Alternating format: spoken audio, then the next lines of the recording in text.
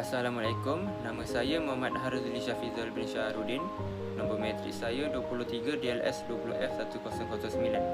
Saya dari kelas DLS 2B.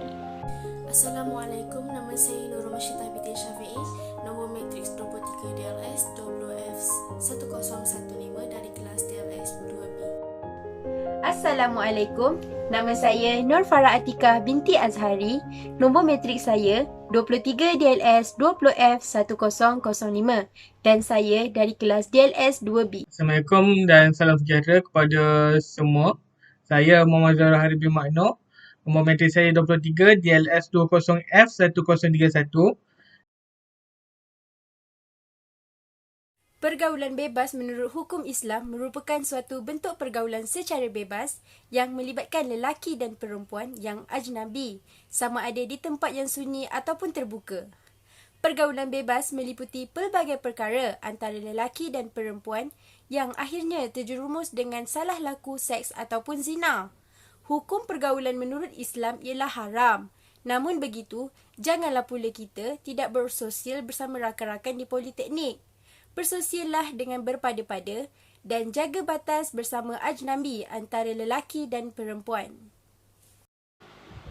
Hai, saya ingin menerangkan faktor-faktor berlakunya pergaulan bebas antara pelajar lelaki dan perempuan. Yang pertama, penghayatan ilmu agama yang lemah di kalangan para pelajar.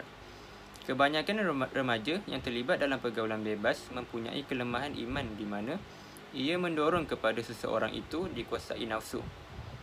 Akibat daripada lemahnya penghayatan ilmu agama, mereka tidak dapat mengenali dan membezakan kebaikan dan keburukan sesuatu perkara sebelum melakukannya. Kedua, pengaruh rakan sebaya. Golongan yang mudah terpengaruh dengan rakan sebaya ini kurang mendapat perhatian daripada ibu bapa dan keluarga. Maka, mereka akan mencari rakan untuk bergaul tanpa sekatan oleh keluarga. Kesannya, pelajar lelaki mengajak pelajar perempuan melepak bersama tanpa menjaga batas pergaulan antara mereka. Ketiga, pengaruh media massa. Rancangan-rancangan yang disiarkan di skrin televisyen sering memaparkan adegan-adegan yang tidak sepatutnya seperti seks, memegang tangan dan sebagainya, menyebabkan para pelajar mudah terpengaruh. Para pelajar mudah untuk meniru segala aksi yang ditayang di media massa dan dengan melakukan terhadap rakan mereka yang berlainan jantina. Kesan-kesan pergaulan bebas. Pertama, pembuangan bayi.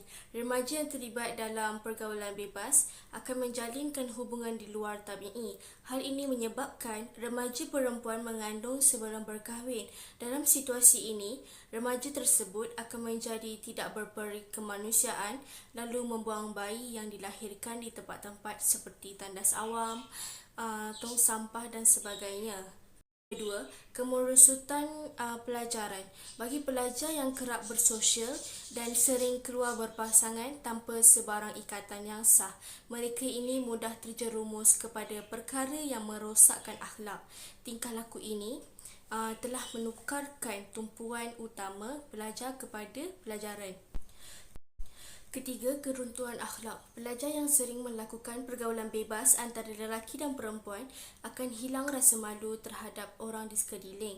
Hal ini menunjukkan akhlak pelajar telah runtuh akibat sikap pergaulan bebas antara pelajar yang tidak dapat dibendung.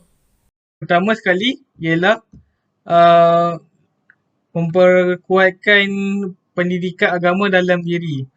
Pelajar yang mempunyai asas pendidikan agama dan moral yang kukuh tidak akan mudah terjatuh ke dalam pergaulan bebas antara lelaki dan perempuan. Contohnya ialah politeknik perlulah menyediakan aktiviti pada waktu lapang. Sekiranya masa lapang itu dipenuhi dengan aktiviti positif seperti bersukan, ceramah agama di masjid dan sebagainya, maka tak ada masa untuk pelajar untuk berfikir tentang perkara yang tidak baik seperti keluar berdua-duaan antara lelaki dan perempuan ataupun dikenal sebagai keluar yang bukan yang mahram. Dan akhir sekali ialah menjaga tingkah laku sama Muslim, iaitu berpasangan atau dikenali sebagai couple adalah sebagai daripada akibat tidak menjaga pergaulan antara lelaki dan perempuan. Jadi, pelajar perlulah mengawal tingkah laku supaya dapat menjauhi daripada perbuatan ini. Pelajar perlulah mengetahui bahawa haramnya berpasangan itu yang melibatkan nafsu masing-masing, yang boleh menyebabkan pelbagai isu sosial. Itu sahaja daripada saya. Terima kasih. Kesimpulannya, semua pihak perlulah memainkan peranan mereka sebaiknya dalam mengatasi masalah ini kerana jika pergaulan bebas antara lelaki dan perempuan tidak dibendung, berkemungkinan masalah yang lagi besar akan berlaku.